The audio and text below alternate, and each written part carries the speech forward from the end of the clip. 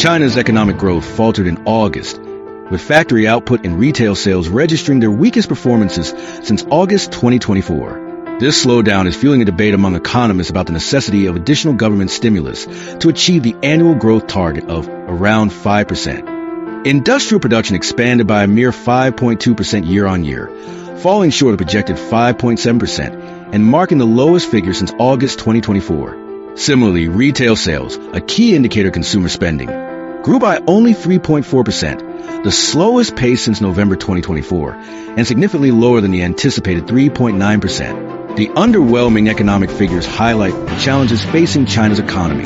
Manufacturers are grappling with uncertainty surrounding U.S. trade relations, while a weak job market and a struggling property sector are dampening domestic demand. Fixed asset investment also underperformed expectations, growing at a sluggish 0.5% in the first 8 months of the year.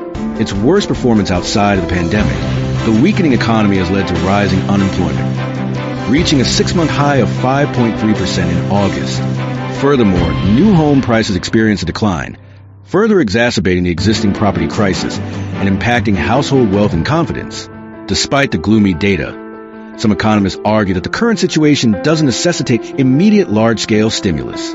They point to government efforts to redirect trade flows away from the U.S. and bolster service consumption as potential mitigating factors. However, others believe that more substantial policy interventions, including monetary easing and fiscal expansion, are crucial to ensure the economy meets its growth targets. The upcoming consumer loan subsidies, while potentially helpful, are not seen as sufficient to overcome the broader economic slowdown on their own. The diverging opinions underscore the complexity of the situation. While some argue that the current slowdown isn't severe enough to warrant drastic measures, others stress the need for proactive intervention to prevent a sharper downturn. The coming months will be crucial in determining the government's response and its effectiveness in steering the Chinese economy back on track. The government's stated commitment to utilizing both fiscal and monetary tools to achieve its targets suggests a willingness to act, but the extent and timing of such action remain uncertain.